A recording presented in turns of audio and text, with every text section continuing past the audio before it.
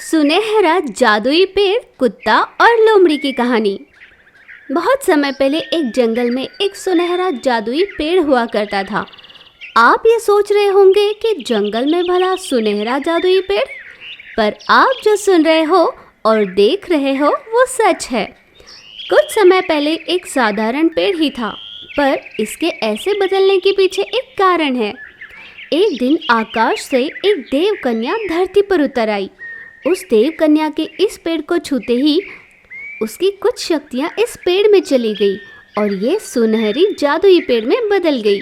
देव कन्या ने पेड़ से कहा, अब तुम में मेरी कुछ शक्तियाँ आ गई है, इसे व्यर्थ जाने मत देना।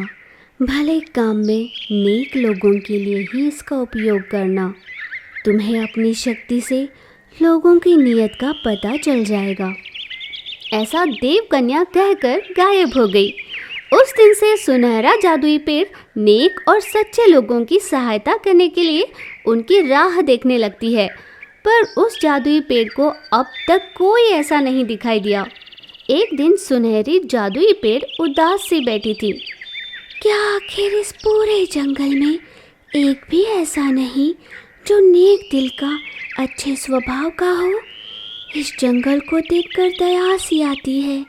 इस जंगल ने अपने गर्भ में इतने जीव जंतुओं को, प्राणियों को आसरा दिया, पर एक भी उसके लायक नहीं है। माँ देव कन्या, आपकी दी हुई शक्ति शायद व्यर्थ ही जाने वाली है। ऐसा सोचते हुए पेड़ दुखी हुए जा रही थी। तभी उसे एक कुत्ते के भौंकने की आवाज़ आई। बू बू! झट से सुनहरे जादुई पेड़ ने उस कुत्ते की ओर देखा।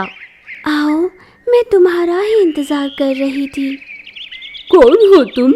देखने में पेड़ जैसी हो, पर सुनहरे रंग में हो, और तुम मेरा इंतजार क्यों कर रही थी? मैं एक सुनहरी जादुई पेड़ हूँ। एक देव कन्या के छूने से मैं ऐसी बन गई हूँ। मुझ में जादुई शक्तियाँ हैं जिन्हें मैं अच्छे नेक दिल वालों के लिए ही उपयोग कर सकती हूँ, उन्हें दे सकती हूँ। तो फिर मैं अच्छा हूँ या नहीं ये कैसे पता चलेगा?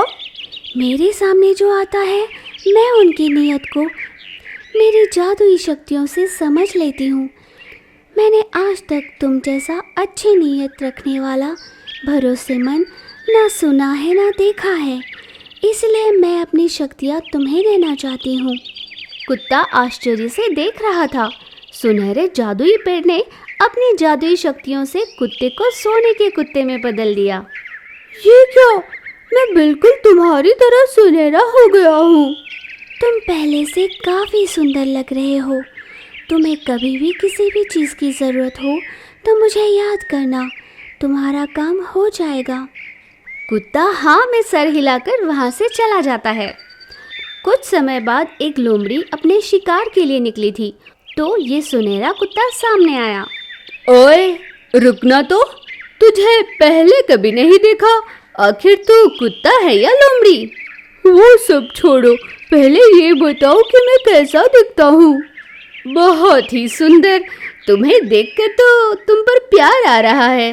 पता है, मेरे सुंदर दिखने के पीछे मेरी अच्छी नीयत ही कारण है। क्या कहा? अच्छी नीयत?